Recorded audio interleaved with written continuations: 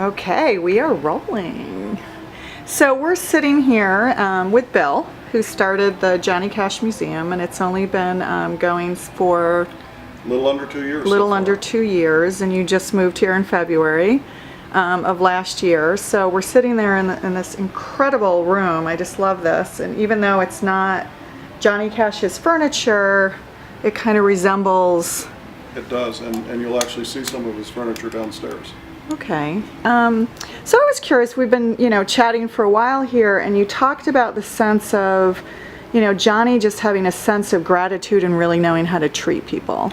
He did, and that's one of the things that attracted me to him, because Johnny Cash grew up poor and really worked very hard for everything he had. And I think that's why he never lost touch with the guy on the street, and that's why he related to the guy on the street more than he did perhaps to his fellow entertainers. He was a guy who, when approached by a fan, would stop and at that moment in time would make that person feel like the most important person in history. As a matter of fact, Barbara Walters interviewed him once, and she said, well, all the attention you get, you have so little privacy. She says, what do you do if somebody walks up to you in public while you're having dinner with your family and asks for an autograph? And he looked at her the way Johnny Cash did, very serious, and said, I put my fork down. And that really sums up who he was. He loved his fans. He loved people. He was a humanitarian, loved the underdog. If somebody was picking on you, you could be sure Johnny Cash would be there to back you up. And that's what attracted me to him, the sincerity, the generosity. He was always so generous with his time. And again, never ever forgot where he came from. And he would even tell his children, he said, when you see those fans out there, treat them good, because without those people, we wouldn't have anything. Yeah, that's so true. You talk about the underdog a lot. Do you think why do you think he saw himself as so much of an underdog? Do you think it was his bad boy kind of reputation early on? I think that, he was so unique. Everything he did was so unique. The voice was unique. There was never anything like him. And I think that, early on in his career, he was viewed as an oddity. He wanted to do things his way. The record company many times fought him. He did the first concept record album, which means, you take a theme and you add sound effects and you create a story on record. It's not just one cut after the other. So I think the fact that he really had to, fight to get done what he wanted to do made him feel a bit of an underdog, even though he always sold millions of records. He always wanted to be a gospel singer, and the record labels wouldn't let him do that. Elvis Presley wanted to be a gospel singer. Mm-hmm. So here you have these two superstars who, their only shot at doing a gospel album was the record company were saying, give me 2 more platinum selling albums and I'll give you your gospel album. So I think that while he was always in control, he always felt like an underdog. And being an artist, he really respected other people's art. And when, for instance, Bob Dylan took an electric guitar on the stage of the Newport Folk Festival and was booed and panned by the reviewers, Cash took a full-page ad in Billboard magazine and said, shut up and let him sing. I don't know if you remember Miley Cyrus's father, Billy Ray Cyrus. When he first came onto the country scene, he was attacked by traditional country artists saying, look at that guy dancing on stage with those tennis shoes. And, people were just knocking him right and left. And when he was on Dancing with the Stars, Billy Ray Cyrus, and this is after Johnny He did Dancing with the Stars? He did Dancing with the Stars, but he pulled out, when he was being interviewed by Tom Bergeron, he pulled out of his jacket, he said, this is a letter from Johnny Cash. He said, I carry it with me everywhere. And he opened it up, and it was Johnny Cash saying, don't listen to what anybody says, go with your own art, do what you want to do, and hang in there. And that's what Johnny Cash was, and that's why so many people in the industry respect him, because he never criticized. He was always there saying, cheering people on. Where do you think he got his spiritual side from? Because you grew up together, right? He's a little older than me by about 30 years, but I knew him very well. He was a devout Christian. He interpreted the Bible literally, and he was actually a Bible scholar. He has a degree in Bible. When he was on the road, he actually took a correspondence course, and he was very serious about it. There were binders filled with tests. He would take tests, he would study, he would mail them in, he'd get them back, and he actually holds a Bible degree. Oh my God, I didn't realize that. So he studied the Bible all his life. He was raised in a Christian household, and that's the one thread that was with him the whole time. And his story is one of sin and redemption, sin and redemption, sin and redemption. But what's unique about Cash, unlike many other performers, when they fall, he didn't tell his publicist to bury it. He would tell his publicist, we got to talk about this, because when I fall, and I acknowledge that I've fallen, I can acknowledge my mistakes, and hopefully that might inspire someone else to not make the same mistakes. But he never preached. He never preached. He never criticized. He never judged. He said, use Christ as an example. He once said, I'm a C+ Christian working on an A. So what I think attracted people to him is that he could go to Folsom Prison and sing about shooting a man in Reno to watch him die, and then at the end of the show do gospel songs and having those men bawl their eyes out and come to the altar and want to accept Christ as their Savior. So he was a guy who, by virtue of the way he lived his life, inspired people, and they were drawn to him, and they're still drawn to him.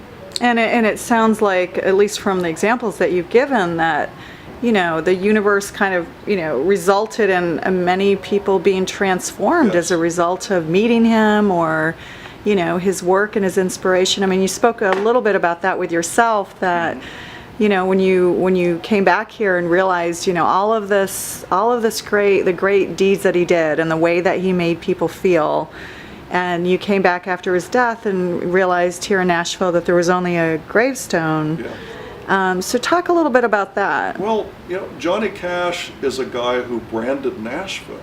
When he had his TV show, his TV series on ABC, late 69 through 71, every week his opening would be, hello, I'm Johnny Cash, welcome to Nashville, Music City, USA. So people from all over the world would come to Nashville now after his passing to see what you'd think would be all the Johnny Cash sites. His house, which had been a pilgrimage for tourists from around the world, was purchased by Barry Gibb of the Bee Gees, and he and his wife Linda were going to restore that and pay tribute to Johnny and write songs there and use that as an inspirational place.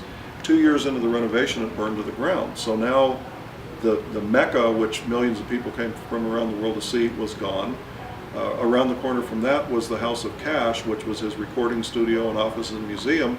That was purchased and pretty much denuded of the Johnny Cash brand. The sign came down and was converted into offices.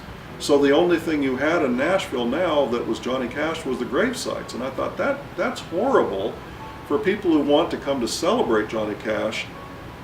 There's no beginning chapter, there's no middle chapter, there's just the end. And with Johnny Cash, to me, there is no end. So we decided to come back and really put everything we had into a tribute to Johnny Cash, and that's how we started this museum. And thankfully, all those people who wanted to come see the entire book, not just the final chapter, are coming here now, and that's very gratifying to me, because I will always be first and foremost a Johnny Cash fan. And you moved your lives from California here. I moved my lives here, I moved my children here, and I don't have a single regret. Being able to go down to the museum every day and meet like-minded fans, to see little 4-year-old kids singing the lyrics to I Walk the Line while their great-grandmother is watching, all fans, it doesn't get any better than that for somebody like me. Yeah, for sure. I mean, that's just a really great story. And you said you had 200,000 people. 200,000 people came through in the first year, which that's is incredible. Phenomenal. That's incredible. We had no idea, but again, it's a testament to Johnny Cash. Yeah, clearly more people have to come to Nashville to see it. So you guys are expanding. We are expanding. We didn't plan on 200,000 people, and the infrastructure wasn't there, so we're expanding the ticketing and retail area. We're adding a coffee shop, and we already have our first special exhibit, which we did in the first year, and that's Johnny Cash and his Sun Records label mates, and soon we're going to be adding more exhibit space on the second floor. So we're, like Johnny Cash, you just keep on going, expanding, and creating. You talked about the fact that you collected a lot of memorabilia and you had a lot of photos and things over the years. What's your favorite thing in the museum? My favorite thing is not in the museum, believe it or not. And people ask me that question all the time. What's the favorite thing? So let's go. I'll tell you my favorite thing in the museum, but first let's say what's the favorite thing I have. Okay. It's a letter that Johnny Cash hand wrote to my youngest son when he was born. And Johnny was on the road, had just returned from Europe, found out that my baby was born, and hand wrote a beautiful letter welcoming him to the world. Oh my God. And handwritten, just appeared out of nowhere. And that's the favorite Johnny Cash thing that I have in my entire life. In terms of the museum, there's so many important things there. You'll see the handwritten lyrics to I Walk the Line. You'll see the first custom guitar he ever had made. You'll see the soundboard where he recorded all of his final recordings on, and literally everything in between. I think probably the most unique thing is when we talk about his house, which had been a mecca for Johnny Cash fans, burning down. I actually contacted Barry Gibb of the Bee Gees and said, can we go in and remove one of those interior stone walls from the lakeside room, which is the room where he would entertain celebrities and politicians. So when you came to town, if you were Bono or Tom Petty or Bob Dylan, you'd be in this room. Can we go in and remove stone by stone a wall and bring it back to the museum and recreate it? And Barry Gibb probably said, cuckoo, let us do it. And you can see it in the museum, along with furniture that was in that very room as well. So we actually have a vignette where people who had been in the house will walk in there and go, wow, this looks really familiar, if they'd been in that room. So that's probably the most unusual thing. There's so many favorite things. My favorite things are not in the museum. In terms of physical possession is the letter to my son, but the memories to me, as many people can tell when I talk about him and my memories, that's what keeps me going. That's what keeps my motor driving. It's how you treat people, he said. You know what? He treated people, when you were a fan and you were in his presence, nothing else mattered to him at that time. If somebody was pulling on his shirt sleeve to catch a plane, didn't matter. If Granny pulled out her wallet with the old plastic pages, he'd ask the name of every grandchild, and that's who he was. And that's what's so inspiring, He could relate to a prisoner on death row. His best friend was Billy Graham. All these contrasts, and yet he could relate to